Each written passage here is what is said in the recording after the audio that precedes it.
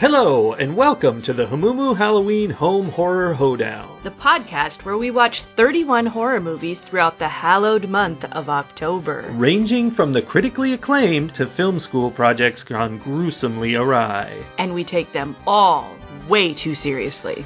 I'm your host, Mike Hummel. And I'm your host, Sully Hummel. Now warning, we use a ghoulish number of spoilers, so watch the movies first. Second warning, we don't know anything about anything, so don't take us seriously while we take these movies seriously.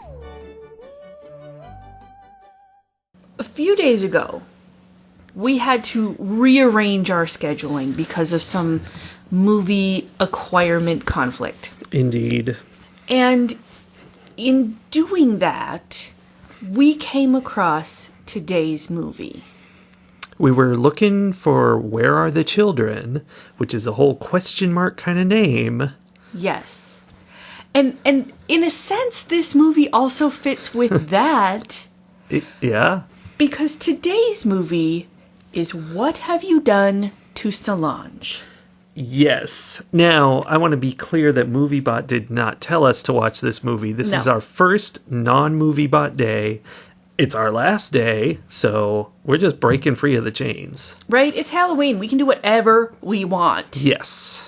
Okay. This is a very special event for me because I don't come across my own name in things. Like, you are a Mike. I'm a Mike. Mikes are everywhere. Mikes are in all the books and the movies and the TV shows and everything, right? Too many Mikes. Mikey eats the life cereal. Like, they're everywhere. I have maybe come across 2 or 3 of my name in pop culture, entertainment media kinds of things. There is, of course, Solange Knowles, who has made my life significantly easier by being famous. That was nice of her. It was very nice of her. And I remember at one point when I was maybe in my early 20s, I was reading a murder mystery, and there was a Solange in that. That was exciting. We're seeing a murder mystery with Solange. Right? Like, it was one of those, like, what moments as I turned the page and I was reading, and there was my own name, and it was mind-blowing. And I thought, is this how everyone feels all the time? It's not. I think when I see people named Mike, I don't even acknowledge it. I don't recognize it as my name. I'm just like, yeah, there's a Mike. It's like, it's just that. It's just like a word for person. Okay, so that's funny because as we were watching this movie, first of all, it took like 2/3 of the movie to get to the Solange. At first I was like, there isn't even a person named Solange in this movie. It was weird, yeah. So it took a long time. But when we finally did get there, it was weird to me because I didn't associate myself with that name whatsoever. Like, I was just like, that every time they would say it, I didn't have that moment of like, are they talking to me? Which I expected to have. Yeah. It was just like, oh yeah, they're talking about that character. That's a character name.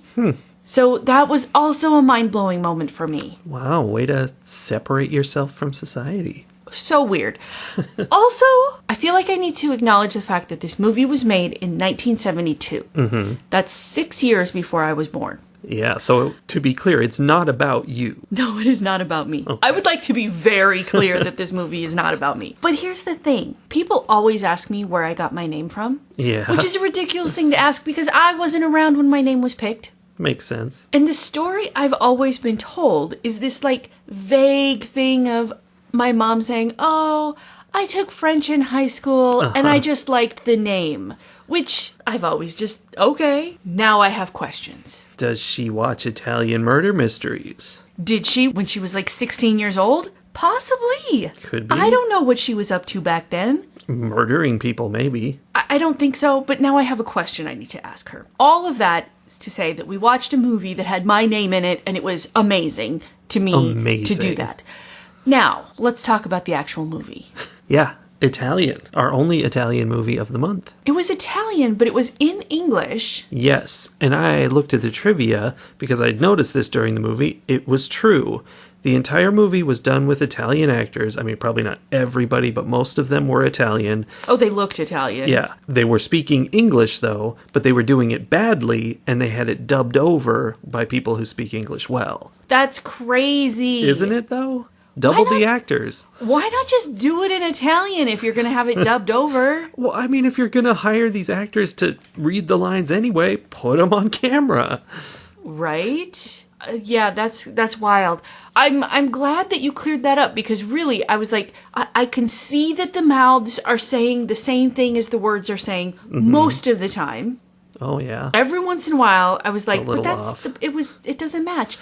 And they often were just slightly out of sync. Yeah. And I'm like, how did this happen? What is happening all here? dubbed. I also think it's amusing that they made a movie, that these Italians decided to make a movie set in London about non-Italians. Like, specifically, one of the main characters was an Italian guy, and they mentioned that 1,500 times. Yes. He really stood out as being Italian. Because nobody else was Italian, and yet they gave them all Italian names. All the characters have Italian surnames. They certainly don't have British surnames. I can't remember any of their names other than Enrico. So it was so weird to me that, like, it's possible that they were kind of generic names, and they were like, these are just, whatever. Or they looked up names in England or something, but they did not, it's like that Ford Prefect moment in Hitchhiker's Guide, where they picked the most popular names of the time, but it was off. It's a little off, yeah. Okay. Well, it is also, besides having Solange in it, it's the first movie I can ever recall with a character named Herta in it. Herta, well, because the Italian guy's wife was German. Mm-hmm. Which was a thing because he was passionate and she was cold. She was. A suspicious wife is a very boring character. That's what Enrico said. He also said, how much of a lover can I be if you would rather watch the scenery? Yeah, he did. Oh, those Italians. What have you done to Solange? Well, is the story of this Italian gym teacher who apparently isn't paid enough to buy shirts. No. Well, he's Italian. He only wore, like, his tracksuit, but with no shirt underneath the zip-up and with it zipped jacket. Halfway down. Yeah. This Italian gym teacher in a fancy, like, religious high school, I think, although they kept calling it university. Yeah, I mean, I don't really understand their system, but I distinctly heard that one of the girls was 18. And I think that was at the older end. Yes, and they described others of the girls as being minors. Yes. So, like, if they were college age, they weren't all college age. And to be clear, this is the kind of movie where that was important information for us to know. Very important information. With the Italian women's gymnastics teacher around. Yeah. So the Italian teacher is having an affair with one of his students. What? Yeah. And I would say that's, like, racist in some way, except that Italians wrote this movie, so I don't know. That's a good point. I was going to say I wasn't trying to be racist saying that was important, but I was going to put it on, 70s ideas of how to make a movie, but Italians made the movie. So, yeah, I don't know. Yeah, I don't know either. So anyway, he's having an affair with one of his students. It's suggested that he's perhaps had an affair with multiples of his students. Oh, definitely. It's like the worst kept secret on campus. Yes. Everybody knows. Yeah. And in the midst of that, the girl he's having an affair with sees that someone else is being murdered. There are these teenage girl murders happening. So the whole story becomes this, like, question of who is killing the girls and, why can't they go to the police with what she saw? The answer is Herta, the German wife, would be too upset.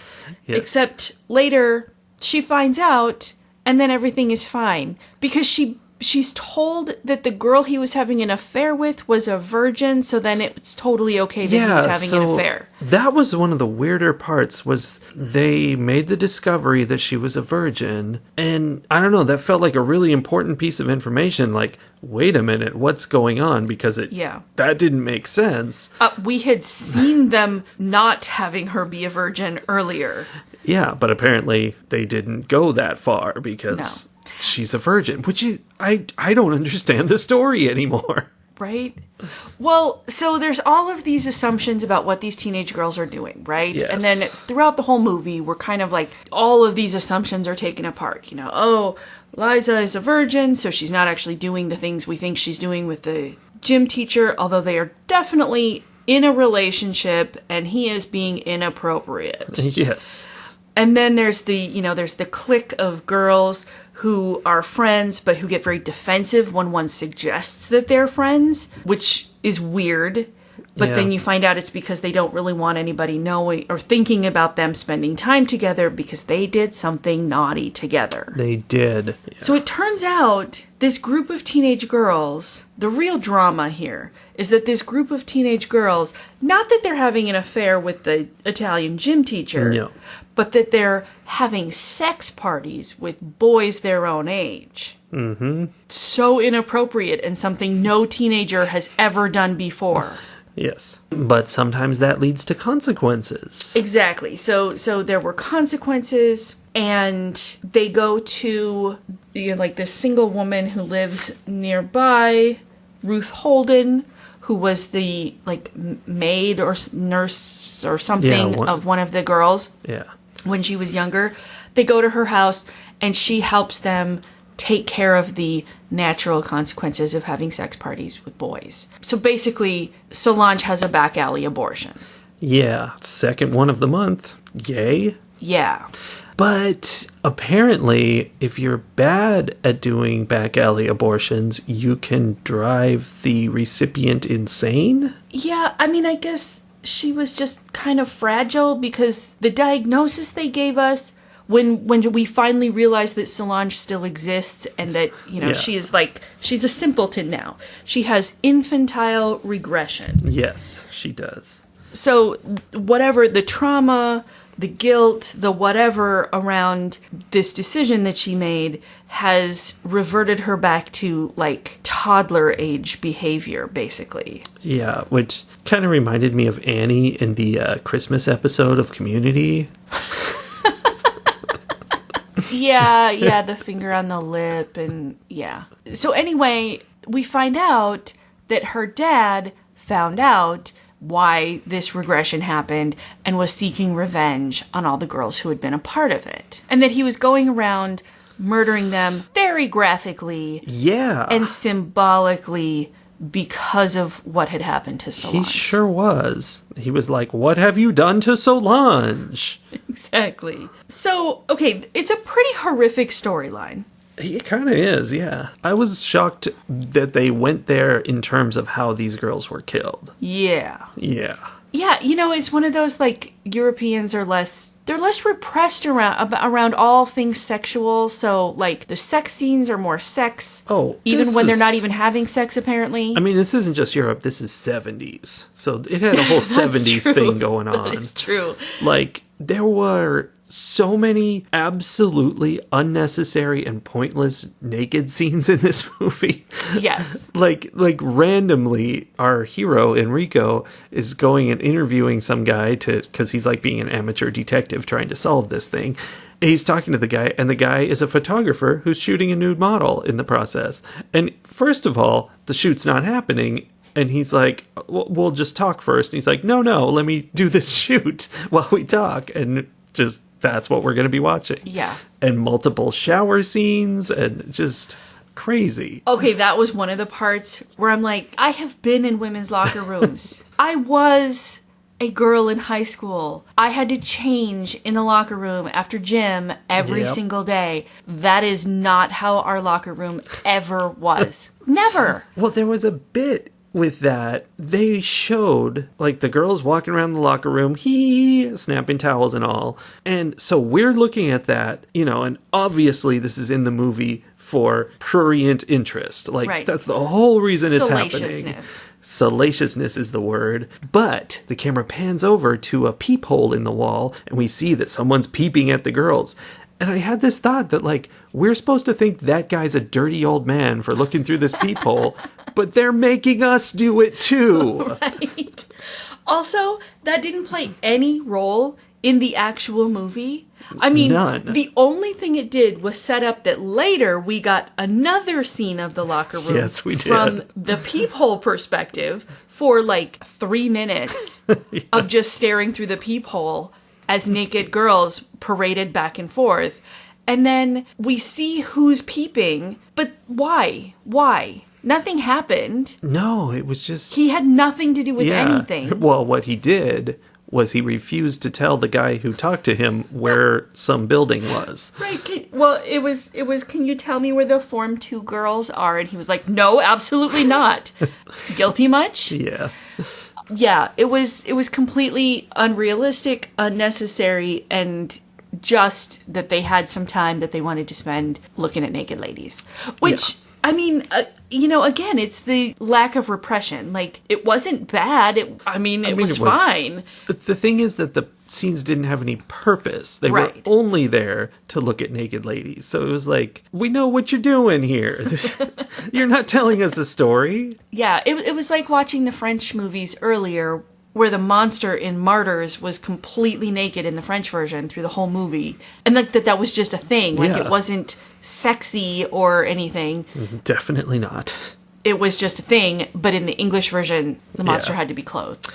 Yeah, that seemed more appropriate. Like, this was just straight up, let's just look at this kind of a thing. I mean, here's the thing, though. I think in America, when you're making movies... there's all these rules. There's like, if you say, whichever you can say such and such swear words this many times. Yeah. In order to get which rating you want, you have to like count certain things. And I'm sure nudity is part of that. Like how much, how many frames have butt cheek and side boob and, whatever. You have to count all that stuff. And that's not a thing in European movies, I assume. I don't know. Which then, or at least wasn't in the 70s. Nothing was in the 70s. In which case, they're like, why not put some pretty naked ladies in it? And I can't argue with that. I mean, it's true, but it's also like we know what you're doing. And don't show me the peephole and be like, this guy's real creepy, isn't he? Right? This is all very important to the plot. Yeah. I guess my main question about this movie is, how do you feel about the mystery of it? Like, do you feel like it was a mystery? Did you understand what the questions were? And then, did you understand what the answers were? There were definitely parts I had a hard time following, like where it was going. And part of it, like you mentioned, Solange doesn't appear until 2/3 of the way through, which means that there are just big parts of it where we just don't know stuff and then later we're told, which I guess you have to do that in a mystery. The whole point is you're learning things as you go. I mean, it sort of worked. There were pieces of information that came together and explained, what we had seen. But also, did they explain it well? It didn't feel like they did, but I can't point out anything that's really broken about it. I think the main broken thing is what you just said. There are too many things that in the answer piece that just pop up in the last third of the movie that had nothing to do with what's going on in the first 2/3. We couldn't have known that Solange existed. It could have been like early on, the first girl gets murdered and they could have been like, oh my god, that's like Solange. Where did she ever go? She disappeared. We haven't seen her since, and then, shh, don't talk about, Yeah. It could have been a thing. That makes sense, yeah. But she literally didn't exist in this movie until suddenly she did. Random guy was like, well, this is like what happened to Solange. Right. And he's like, who's that? Right. Also, these girls were all, keeping this horrific secret about what they had participated in what happened to Solange. But Liza's favorite song is a song that included the name Solange in it. I think not. Okay, that was a song from the movie's soundtrack. Classic Ennio Morricone, I think, soundtrack. Guy does these movies and all of this music, and I think he just made this song for this movie, and so it was called, like, What Have You Done to Solange or something like that. No, I get that, but also as part of this story. Yeah. Like, the Italian guy plays it over the phone for her, and she's like, where are you? I must come to you now. Yes. Like, it's the song that gets her hot. And I'm like, that seems weird. Yeah, it's given a little messed what up. we've Yeah. learned. Yeah, that's true. That's an interesting twist. So there's just too many things that aren't built into it, and then it's just like, but you didn't know. You fool, how could you not figure it out that this person you didn't know existed had something to do with the solution to this question? But they made it feel... there were bits in there that really made it feel like you were getting somewhere. Like when... there's no reason for this, it doesn't make sense, but Elizabeth has this dream where she remembers things from the murder she barely witnessed. And she's like, oh, it was a guy in a priest's habit. Yes. And so that becomes a major focus of the investigation. Every single time it was said this way. It was a guy in a long black habit. It was someone in a long black habit. In other words, a priest. Yes. Like they had to... There's no other way. They had to like lead us down that path. Like we couldn't figure out what they were talking about. And then every time I'm like, that's an assumption. Mm-hmm. Long black habit, sure. But somebody... who looked like a priest, who wanted to look like a priest. If it was an actual priest, they would have not worn their long black habit that they wore every day of their lives. Yeah, there were bits and pieces. I did like the whole Solange's father piece where, at first he just seems like the heartbroken dad and he's, such a good dad who's taking care of his infantilely regressed daughter and, he's so afraid when she disappears and this and that, He did a really good job of playing this role and then we find out that that is in fact just a role that he's playing. And I liked that part of it. That seemed to unfold nicely. But there were so many other parts that just were so clumsy. What about the pins? What about the pins? Like, they found little, sewing pins, little green pins. Yeah, like somewhere. Stick pins. Like, was it at the murder, I guess? They found them, and then later on, the cop discovered that they were what this group of girls would wear pinned through their lapel. And it was like, why? Like, I don't know. So, yeah, I felt like that reveal, that whole piece, they tried to have it come up earlier and then they revealed the explanation of it, but they did it all very clumsily. Yeah. I feel like that could have been much neater. And I use those pins in my crafting a lot. Those things hurt when they stab you. They do. And there's no way to cover the ends. They're just straight pins. And if you had that in your shirt, anytime you moved in any kind of way, like, you'd reach over to grab something or whatever, you'd be stabbing yourself repeatedly. Like, no girls would use straight pins pinned into their shirts. It reminds them of what they've been through. Use a safety pin. Ugh. I liked how the movie began with this idea that Enrico was having an affair with this girl when she witnessed the murder.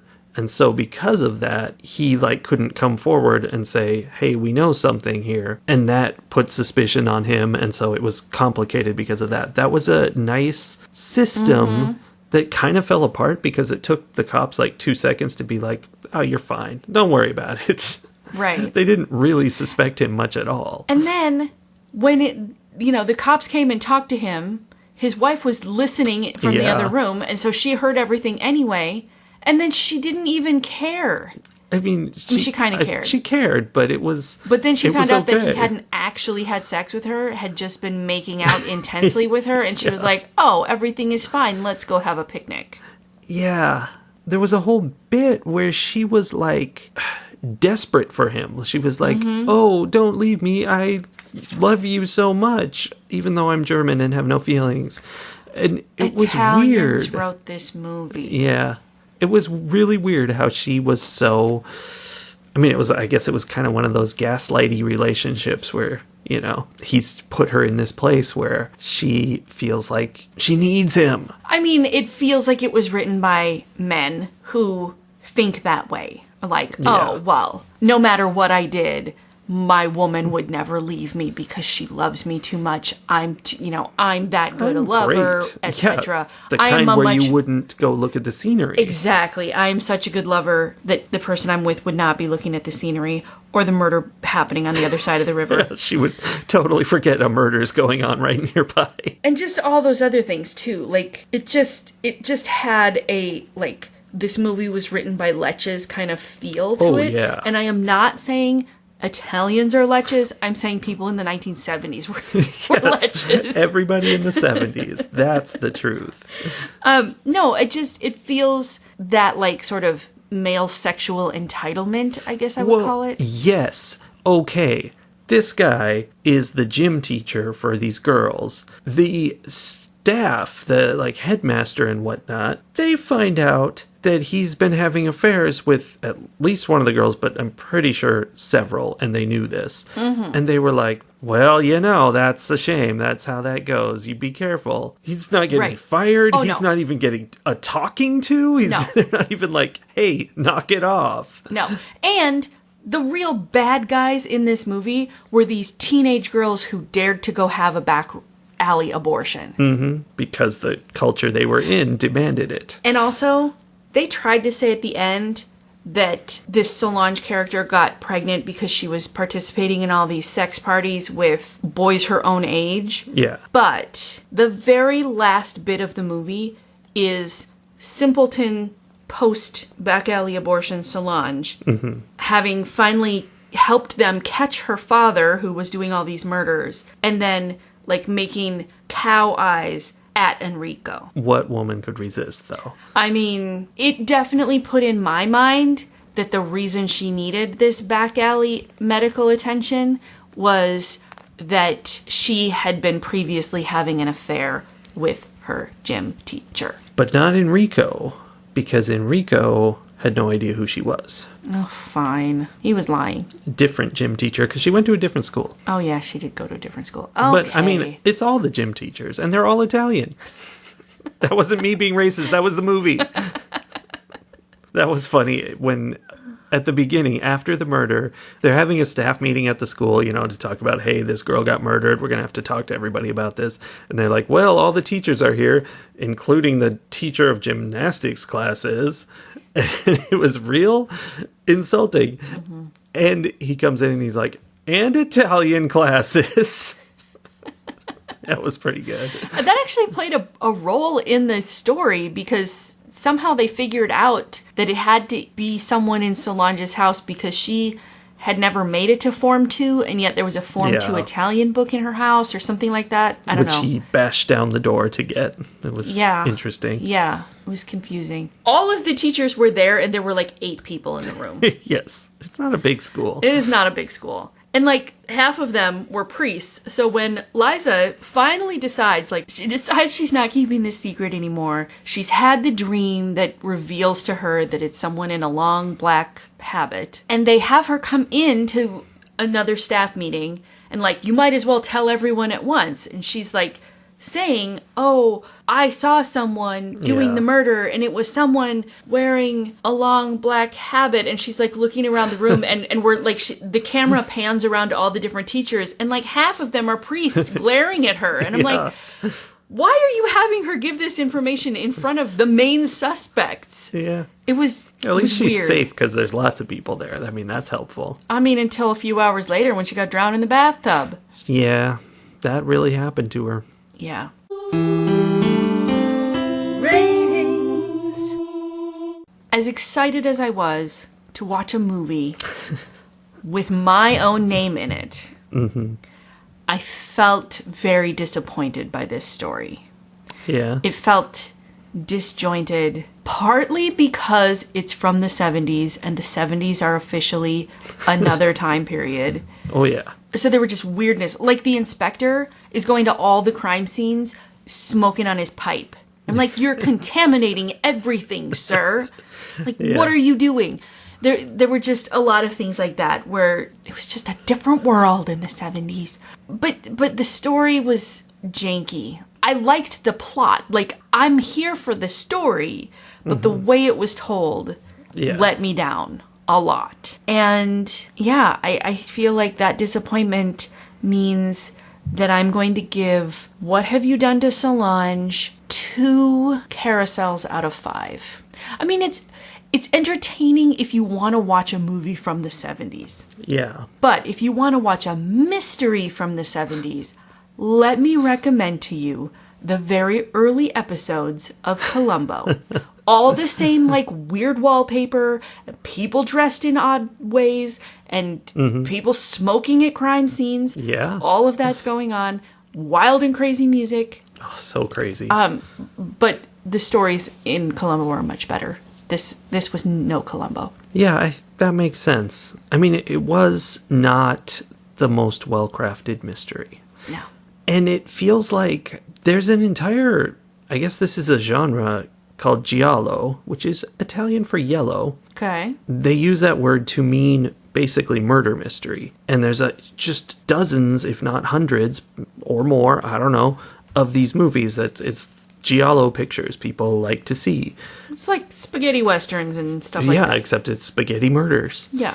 And there's a lot of like really famous ones and stuff. I don't think this is at the top of the list, but it's kind of it's got tropes to it. And like I saw mention of how this fits right in with a guy who's an amateur detective. Like, you know, he's not a detective, but he's doing the process. Because it's not the inspector, it's the Italian gym teacher is the guy trying to solve the mystery. So that's a key component. And then the weird music that Ennio Morricone, he does music for lots of these movies, and the, you know, goriness and sexually exploitative and all of these kind of things. There's like tropes and style to how this is done. So this is definitely, you know, in that wheelhouse, and maybe it's a great example of it. I don't know. I don't think it's my wheelhouse. I could see people like deciding that this was a genre that they like, right? Like that there were things that they, you know, it becomes comfortable to them because they're like, oh, there's this and now there's that and all of this stuff makes sense. Who's going to be the amateur detective this time? Right.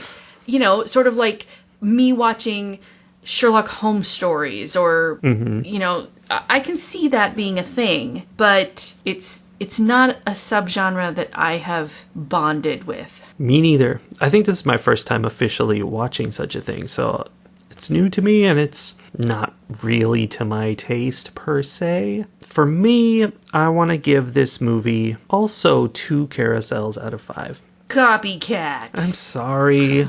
I was going to say 2.5, but I can't explain why, so I think it's going with the 2. It just doesn't earn that extra half point. No, it belongs where it is, because there's nothing great about it. It's not terrible. It's not like a trash movie, but it's really not good. Yeah. I mean, I think it probably also suffers from being almost 50 years old. Definitely. You know, well, it's not that it's too long, it's that window right there, the 70s. Because we've seen the 60s and before, and they're much better. The 70s was just a long national nightmare. International, apparently. International nightmare. Yes. All right, well then let's talk about the Evil Twins. Because if we're going to watch a movie with my name in it... Well, what else can we do? Obviously, we have to watch a movie with your name in it. You mean like The Possession of Michael King from 2014? Exactly. I mean, this was a good movie for you to choose for your name, you know, to represent you, because it had a possession in it. It was found footage. Found footage. That always makes you happy. It so does. And I liked that the possession was not a teenage girl who was deemed to be possessed because she didn't do what her elders told her to do, but was instead a man who set about to prove and or disprove the existence of all things supernatural, basically. Yeah, by getting himself possessed. And yeah, so it was like an intentional thing. It's interesting when you make that connection that it's, you know, not the girl. Is it because he's a man, he had to go seek out getting possessed because it's not going to happen to him? I mean, I was going to say earlier, like, let's take this too seriously. Yeah, seems to me like the girls are always possessed because how dare you not do exactly what we tell you to do? You wear short skirts. You clearly have a demon in you. Yeah. But when a man gets possessed, it's because he was brave and he went out and sought out the demons. It's like, well, brave/stupid, but that all makes sense to me. I mean, he basically put out a Craigslist ad and ended up doing drugs with strangers. Yeah, it got pretty wild. Of course you're going to end up possessed. So, as a found footage film, what are your thoughts on this one? Interesting difference from your standard found footage. This one made very little effort to make the found footageness legit. It was almost like a normal movie. Like, this guy had cameras set up everywhere, and they didn't have the traditional scene of him installing all the cameras and testing them. They were there, and it would cut to different angles and stuff, but they were all officially legitimate. Like, there were cameras there for one reason or another, but also it was a lot of really nice camera angles and very steady cameras and stuff. So it was barely found footage. And I'm not sure there was any reason for it to be found footage. It just was. That's often the case with found footage films. Sure. Okay. So then, as a possession film, what are your thoughts? My thoughts? Boy, oh boy. I wanted to like the possession situation in this movie, but it's somehow, I mean, it really went far. Like, they had some really kind of major, paranormal events happening, but it didn't feel like that. It felt like I was just getting bored watching this guy mumble to himself for the whole movie, Even though it did go to more extreme places, it was like, I don't know if it wasn't enough, but it seemed like it actually, I can think of a lot of those kind of things. It just, somehow the pacing of it or the structure, it just seemed kind of blah, how he just went through this whole movie being possessed. What did you think? Well, to be completely honest... Uh-oh. Remember, this is about Michael. I know, I feel bad, but I have had a headache all day. So I've been trying to avoid looking at screens too much, so I wasn't, watching this movie so much as I was listening to it while I was painting in the other room. Yeah. So if I had to take a test on this movie, I would fail the test. That's all right. I don't actually know what happened. It's the evil twin. You don't have to know. And I feel like I definitely was listening and paying attention, but also I don't think I retained any of it, and I almost feel bad trying to rate it because of that, because it didn't engage me enough for me to really care what was going on at any point. I kind of felt that too, but I feel like it's hard for me to explain why, because it seems like it had all the stuff I was looking for. It just didn't click. Yeah. So, I mean, I almost have zero things to say about it, except that it didn't engage me. I just didn't care about this guy. I didn't really care about his daughter. I was a little concerned about his daughter, not so much that I actually paid attention to what was going on. So, yeah, I feel like that means something. Probably. Now, this movie started out, I was into it at first. For the first 20 minutes, felt like it was working out, and it felt like, a reasonably expensive quality Hollywood production. But by the end of the movie, it felt completely different. It felt like the cheapest Asylum knockoff garbage. And I don't even know how they did that. Do you think they ran out of funding partway through? Maybe. This movie features a scene that I have to mention. I've never seen anything like this before. Not even in the cheap Asylum movies. Somebody gets cut with a knife. The knife is being run across their skin, and, when they do those kind of scenes in most movies, or some movies anyway, they use, a fake knife where, as you drag it across your skin, blood comes out. And it, it squirts out of the tip of the knife, so it leaves a trail behind. It's like making a line of blood. Yeah. In this movie, it was coming out above his skin, shooting out onto him. So it was an inch away from the knife, and you could just see it pouring out. Yeah. It could not have looked less like he was being cut. And I don't know how they released this movie like that. Right, how did he, not know how to use the prop knife that they gave him? Yeah. Practice a couple times. Sure. And B, why didn't they do that scene over again when they were no, dude, that is not it. You're just squirting ketchup hold it on like yourself. This. Let's back to one. Yeah. It makes me wonder how many times they tried to teach him how to use that knife, and he just wasn't getting it. Probably. And what's funny is, in that scene, all the cutting is happening, and it's just, a smear of ketchup all over him because that's what it is. And then, in the next scene, it's this really high-end quality makeup slicing of his body. Right. That's not what we just saw. No. I don't know. So I think I am going to opt out of actually scoring this one. I'm going to have to come up with it myself? Yeah, I'm sorry. So for me, it wasn't that bad because it was the kind of stuff I want to see, but it really wasn't good, and it like went downhill as it went along to the point where I think it actually was a very cheap movie and they just did a really good job at the beginning. And then they started rushing it. I was thrown off by my favorite daytime hooker being in the beginning of the movie too. So I don't know. I'm going to say it's not a good movie. And just like Solange, I think Michael is going to get 2 army ants out of 5. Okay. I mean, all in all, this was a fun way to end doing Gotta this do the pairing name with our movies. names. Like, that was fun. I enjoyed that. Good. I was sadly disappointed by both of these movies, Yeah, me too. which is unfortunate. I wish we could have seen the pairing we intended. Yeah. Oh well. All right, so that is a wrap on this month. 2021 is 2020 done. It is. That's a classic term. That was very good. Thank That you. was very good. We need to save that for New Year's Eve. Okay. Okay. So this episode is coming out on Halloween. You will, of course, be watching a number of horror movies on Halloween, right? Or no? Have we finally found the maximum horror movie capacity for Mike's brain? It's somewhere around 64. Are you maxed out? Well, as of this recording, it is only October 6th. Yeah. I've got 25 days to recuperate and get ready. Right now, my neck is killing me. I would not be able to sit on the couch and watch movies for any length of time. But every time we watch a movie on Tubi or Shudder, when it ends, it's like, watch this next. And it's got like 3 things down there, and they all look amazing.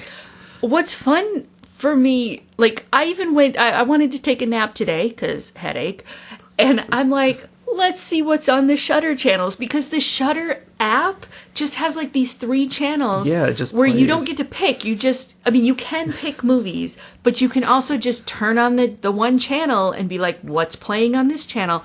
One of the... They used to call that TV, Sully. Right? And here I'm like, it's so novel. It's just picking for It's me. so kitsch. But like one of the 3 channels today during my nap time was something about the ghoul log or whatever. It was just a yeah. pumpkin with a candle in it Yeah, that the was just ghoul going to log. be on the screen for an hour and a half. I almost napped to that. That is pretty good for napping. I didn't, because I wanted something talking in the background. So I watched a Stephen King movie, but Voluntary horror. I know. I'm like, I've been like complaining about how many movies we're watching, and then here I am during my nap time putting on Shudder because it's only going to be around for a little while longer. Yeah, Shudder is a special event. It's like pumpkin spice. Right? All right. So it's possible that Mike is watching horror movies today as you're listening to this. It's also possible that he will never watch another horror movie again because he's watched too many of them this month. That's not possible. That one wasn't in the I possibilities. was hoping. No, you weren't. This is your favorite podcast. Well, it's been fun. It has been so fun. It's been scary. Nope. Not even a little bit. Not that I can think of. But it has been somewhat traumatizing. Yeah, definitely. Fantastic. We will see you all back here next year. 2022. Some new trick is going to happen. It's going to be even more fun. I'm going to tell you right now, it's not going to be let's watch 2 movies a day. Yeah, I'm with you on that, actually. Okay. It was too much. It was too much. All right, we'll see y'all next year. Have a good holiday. Happy Halloween!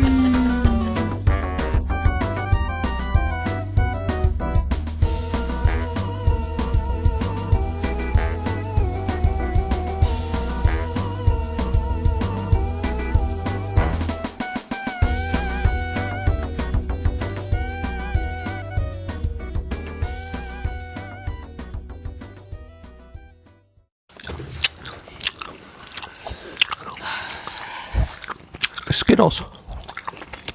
That's upsetting, and I'm not even listening to it through the microphone.